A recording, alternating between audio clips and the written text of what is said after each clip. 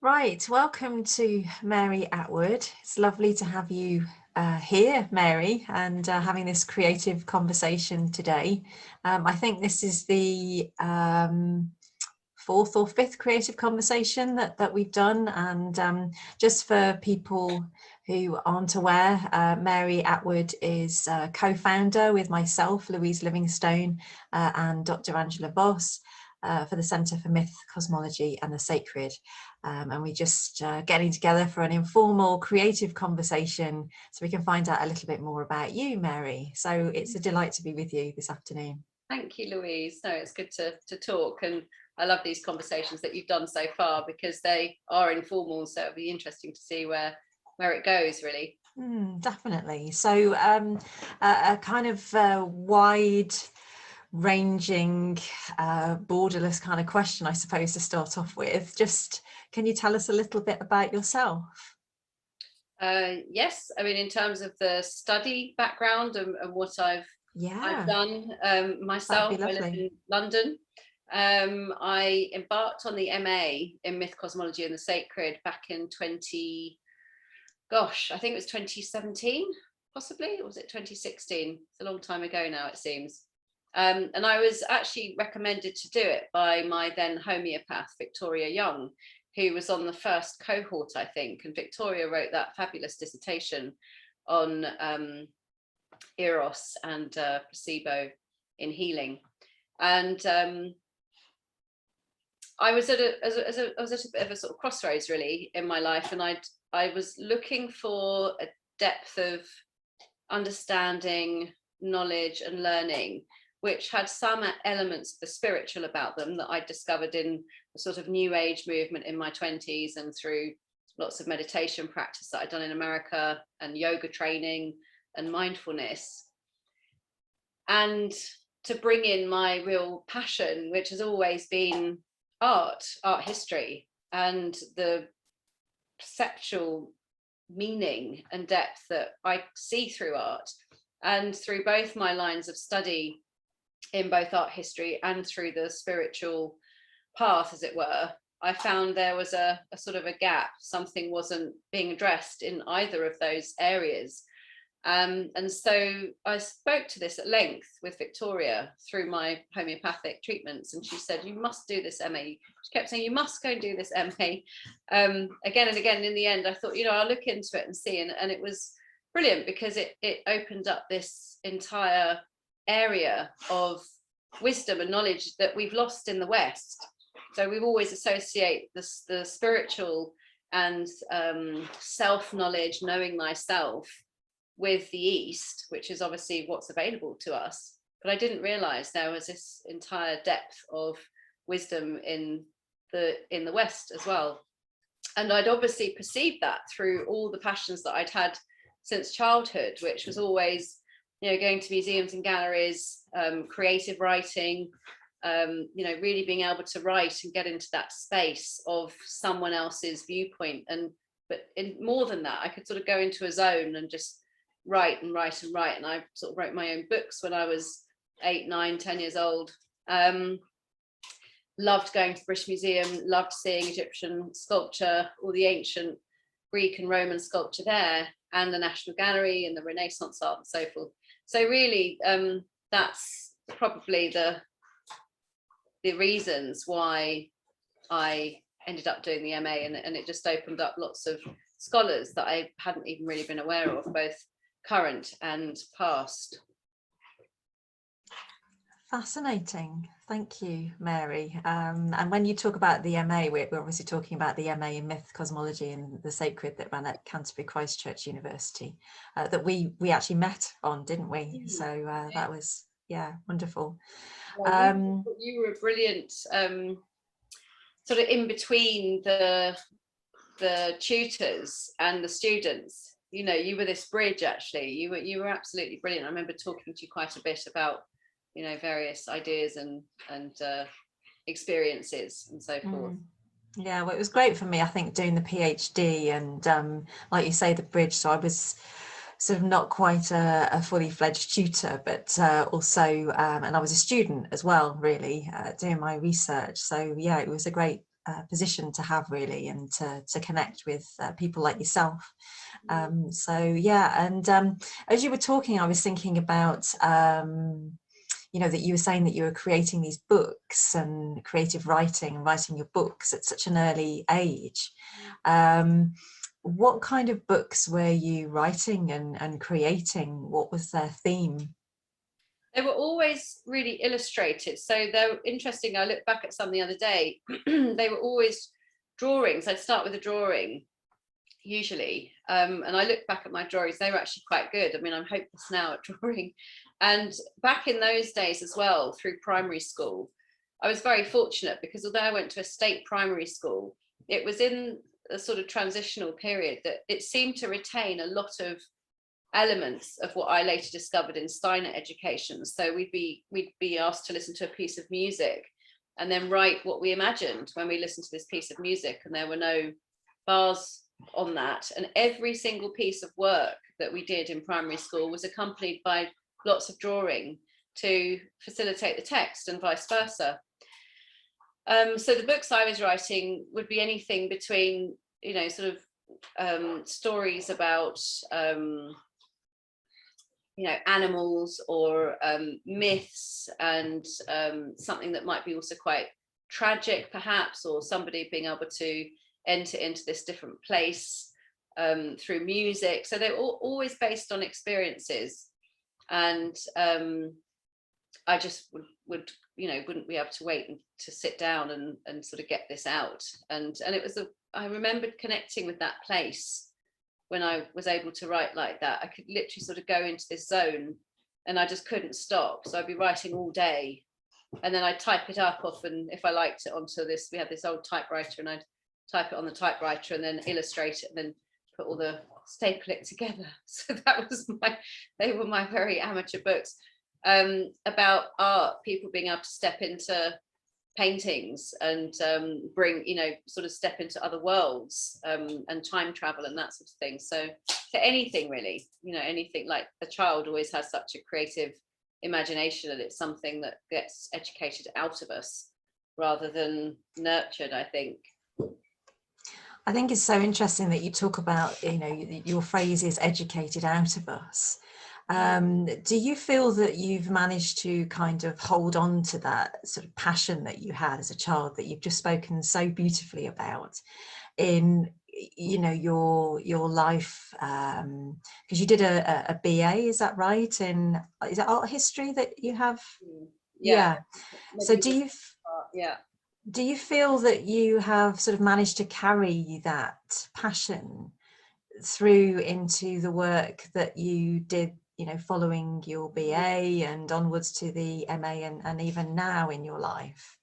Has that thread, have you sort of been able to hold on to that thread, if you like? I think it dips and it comes and goes. It's very hard to maintain that, especially when you become an adult and you have responsibilities, and you've got to take care of the practical. And I found, quite a long period in my life before I did the MA that it wasn't prominent in my life, but where I found solace was through writing. So I wrote and wrote and wrote and wrote and wrote. And once I finished my BA, that's all I did was writing my own ideas and exploring the writing. And I think what the MA did was help to situate that writing into a broader context of meaning, where it actually did mean something. It wasn't just me trailing off again and again and again with all sorts of thoughts. So it was a training of the thought processes as well, I think, that we have with the creative imagination. And I think that's also important. So it's dipped down and it's come back up against the surface at various times. Certainly, I think it's quite hard to maintain that all the time, because the world as it is at the moment is not a terribly supportive place that upholds that. And so, sometimes it's hard to maintain that. So it brings us back to our own self-responsibility to develop that within ourselves, I think. Yeah, absolutely. I hear you. And so thinking about the Myth, Cosmology and Sacred project and the centre that we're involved with, what hopes do you sort of have for this project, this wonderful project that we're involved with, and sort of your sort of role within that, Mary? Well, I think it's got to always be organic and creative. And I remember somebody talking about creativity recently and saying that, you know, I think between the three of us, myself, you and Angela, we always have an understanding. I think this is so important in any project, because yes, it's a center, but it also has to have an element of creativity, or a huge amount of creativity in it. And hopefully it's that creative flow that pulls it forwards and propels it and underlies it. And I think we have a very deep understanding between us all that we never feel we could come and not say something or have a suggestion and no one's going to say, oh, that's ridiculous. So it actually is a dynamic that happens between the three of us. I was very keen to develop the area of the arts and humanities because that's always been my passion. But in a broader context, as I've explained, that it's not just about learning about a text and critiquing it, or critiquing a work of art and dissecting it only. It's about your response to it and what it might mean in a broader context, and seeing it in its deepest, broadest context, as it were, which is what the humanities should do. And in that sense, I'm very excited about, you know, other people coming to do talks with us, and other courses that might be happening, and running some of my own in the future. We've already done a few sort of one-off seminars and that sort of thing. So I'm very much looking forward to that, and to seeing how all of these different areas that we've got interweave and grow and can help enrich people and enrich people's lives, because we need this sort of enrichment. Yeah, thank you. We definitely do. And you were talking about meaning making, which is so incredibly important in our world right now, where the sort of excuse me, the depth and the expansiveness of, you know, the fullness of life seems to have become so focused and narrow and thin in a way. And I've been privileged to be part of some of your sessions, which have taken me so deeply into, you know, pictures and images that I've never really thought about in the way that you lead somebody so expertly into. And I'm just curious about what paintings or images particularly stir you and make meaning for you in your life, and why? You know, it's such an interesting question, Louise, because I was thinking about that the other day. And there's obviously paintings or statues that I look at that I'll always love. I mean, you know, there is a painting by John Singer Sargent in Tate Britain in London called Carnation, Lily, Lily, Rose.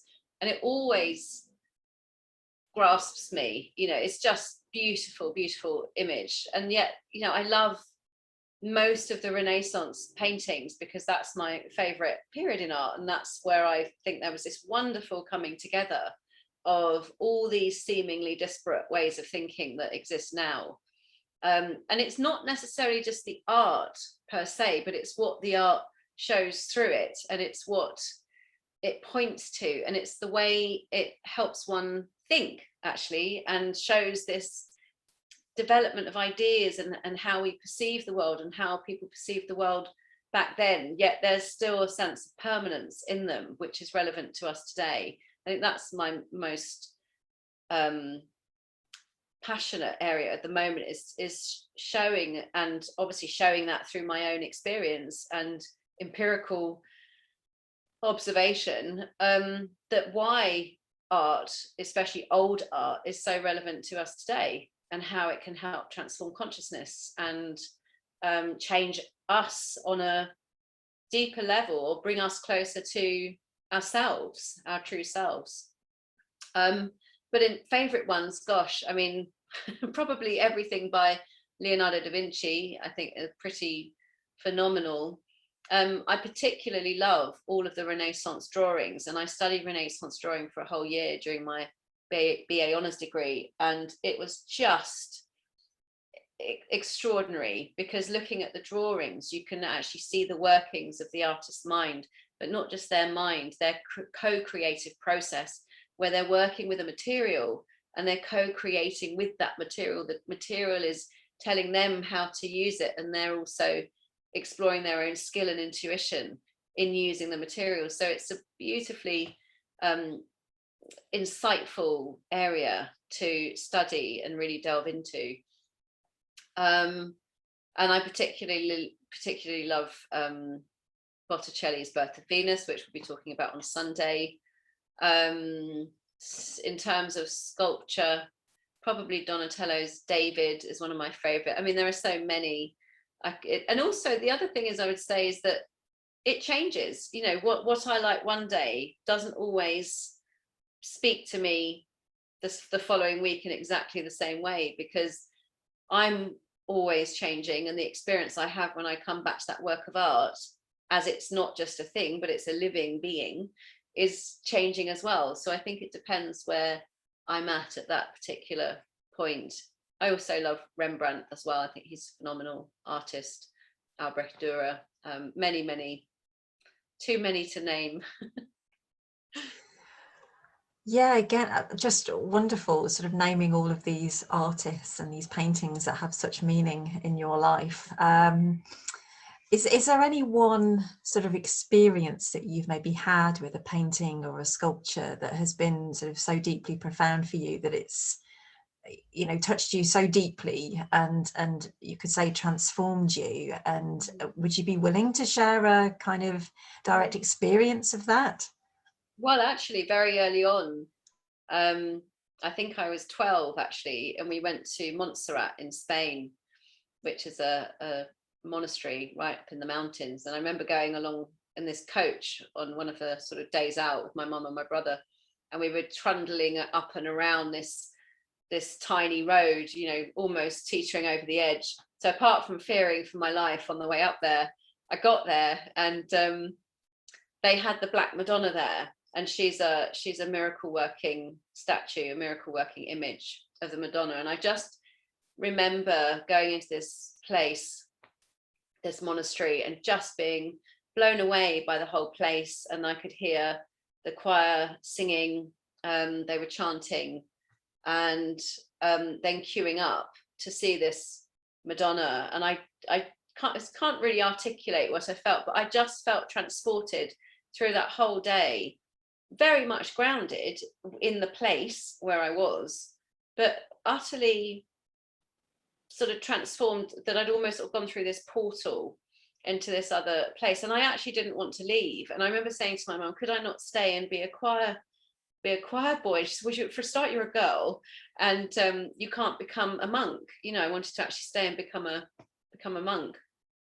And she said, well, you can't, and probably just as well. But it was just phenomenal. I can remember the window, and I think that's quite interesting in terms of images, you know, paintings and statues, that today when we see them in a gallery, it might be harder to have that sort of transformative or that sort of liminal space that you experience when you see them, because they're all taking out of their original context. So you actually have to muster up more, I think, your own mode of perception when you're looking at a painting in a gallery and just sort of look at that one. But when you actually see something in its context, everything matters at that, the place, the sunlight, you know, where it is, the country, the sounds around you, the sense of smell and atmosphere, and of course what you're seeing. And then when I did see this statue, she's tiny, you know, she's quite little, and it was the sort of euphoria, I think, around her, which was sort of quite quiet in some sense, but there's sort of queues of people queuing up, and you only had a few minutes, or if that, in front of her before you had to move on. But I really felt in that moment when I was in front of her that I was in the presence of something divine through the image, most certainly. It was quite extraordinary. So that was my earliest experience really of something quite deeply profound. And then I've later on, there have been quite a few more, but not all the time. You know, this is the other thing. You can't sort of look at a work of art all the time and be transported, but I think what happens is they start to live with you. The images come alive and they sort of live with you in a way, like stories do, like myths. They live with you and they help as part of the narration of your life. So they're all very present with me a lot of the time, and I live with them, so they help me and guide me. Beautiful. I love the way that you sort of share that experience when you were a little girl, and that everything in your environment worked towards creating that experience for you. And I guess I'm curious, really, when you sort of go to the British Museum that you go to, are you able to sort of experience in the same way? Because I guess, you know, you were in a monastery, and there's a sort of a sense of the sacred or the transcendent, and there's something to do with the environment there. Yeah. How can that be sort of translated into the experience at the British Museum, or is it something completely different? I do know it depends, because I think it depends on the sort of way you approach it and your mode of perception. It also depends how crowded a gallery is, I think, because I've gone into the British Museum sometimes in the quietness of the space where the Elgin marbles are, the room where the Elgin marbles are, and if you go in there at certain times of day, it's been empty and I've been the only person in there, and I used to love going and sitting at the end where the statues are that were in the pediment at the end of the temple, and just sitting and writing and just being in there, and it was quite special, quite extraordinary. And similarly, when I used to have access to the Horniman Museum, which is a little museum in Forest Hill in southeast London, and I used to attend Saturday classes there when I was very young, 7 or 8, and we were always allowed in before the museum opened to the public, and they used to have a few Egyptian mummy cases. They had a Native American Indian sand painting and all sorts of things, but it was just something very special being able to walk around there on my own on a Saturday morning and just have this experience with the images. So I think a lot of it is to do with sort of the senses that are happening around you, how your other senses can be distracted, you know, by crowds or tour guides or, you know, cameras snapping and that sort of thing. But I do think it is possible. I do. But of course it's different. It's just not exactly the same as something being in its original context, really. Yeah, that's fascinating. And I think your observation about the numbers of people is sort of incredibly important, because there are times where I've walked around a museum and I've been totally on my own and just felt the presences of the past, and it's got quite a kind of eerie, ethereal kind of feel to it. So I really can take what you're saying there. Yeah, absolutely. Yeah, and also, you know, if everybody was walking around, if great crowds are walking around and everyone's in this same state, or they're in similar states of being quiet and having to sort of hold their attention, it is possible, you know, it is possible to have that with crowds around, but it depends on the nature of what everybody else is carrying around inside them, I suppose, in relation to that. Yeah, absolutely. I mean, you've mentioned so many great artists and painters who sort of in the past, really. Is there anyone sort of like a modern artist that you particularly resonate with, and maybe talk a little bit about your experiences with the modern artist? Yeah, I mean, I'm a big fan of Anthony Gormley's work. He's a sculptor, and I was always really intrigued by his work because he talks so much about consciousness, and he also looks back a lot to the past, and he also explored the sort of Eastern Vedic philosophical ideas, which I did as well, about, well, where do we go? You know, where are we? Are we just in a body? But your consciousness isn't, it's outside of your body as well. So I like his work very much, and I like the fact that he's been able to place works of art out in the public sphere again. So they're not just put in a gallery or a museum, but they are punctuating sort of public buildings, or they're on a beach, or they're in the middle of the sea. And it's the effect that they have. There's this, and they're always about the body. And of course, because my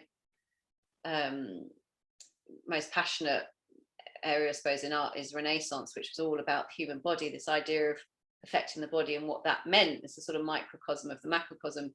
His work also focuses on the body.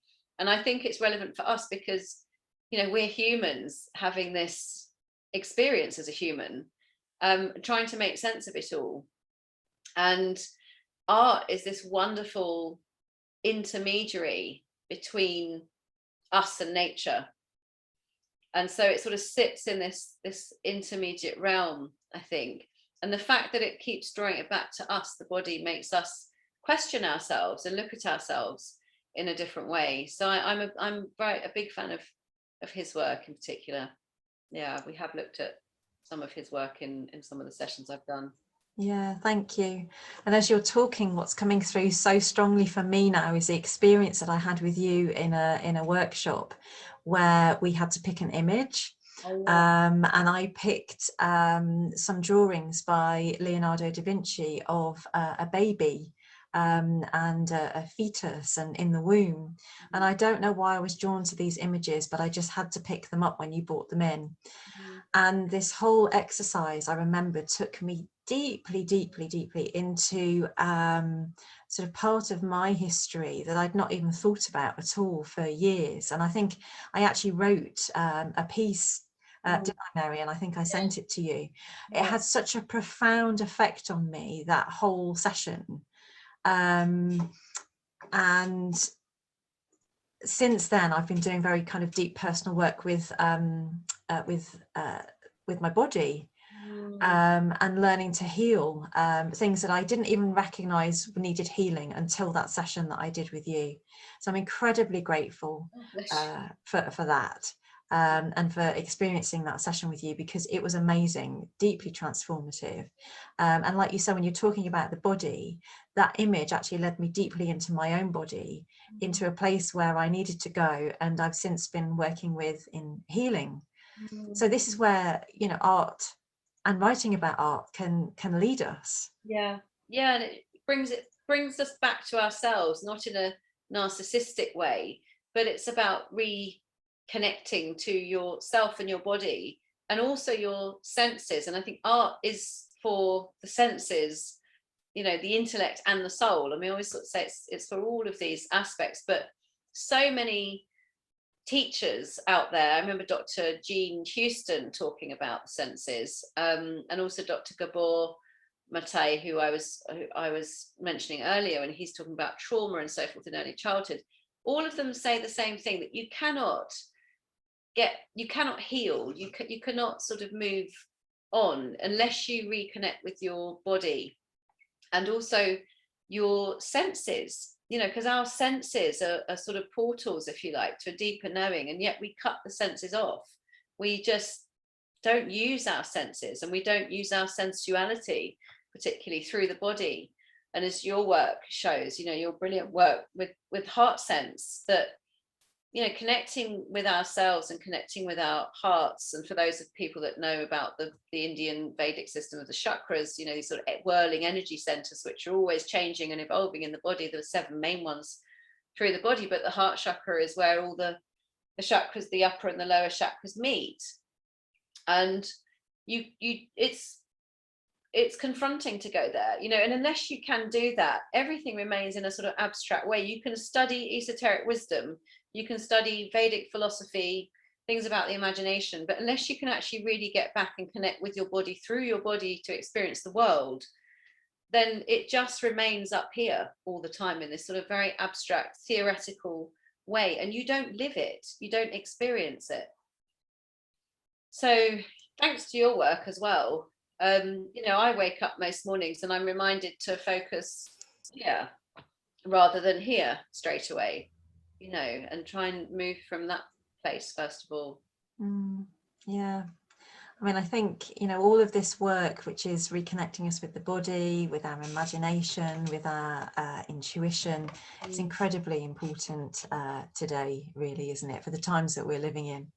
And, you know, it's been such a joy having this kind of free-forming conversation with you, sort of able to go really anywhere we like, really. Is there anything that you'd like to sort of say, anything particularly present for you right now? Just please, just free form now for the last few minutes of our conversation, if you like. I think really what we're trying to do with the centre is to bring all of these different aspects that have been separate, if you like, the sort of theological, the philosophical, the unknown, as it's called, the sort of the otherworldly or the paranormal, the arts, the humanities, a sense of connection back to nature, to Gaia, as you talk about, through the heart and the eyes. And in that sense, I think it brings everything together, not in a way to put it all in this sort of big melting pot where it loses its discernment or identity, but hopefully presents education or learning as it always was supposed to be, which should always be from a broad, deep place and not just a sort of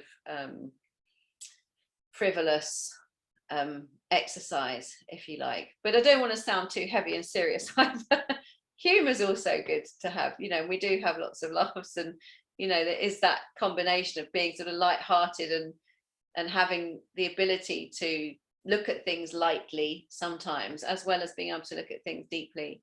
So that's just to say thank you, Louise, as well, for your lovely questions. As always, it's always a joy to talk to you as well.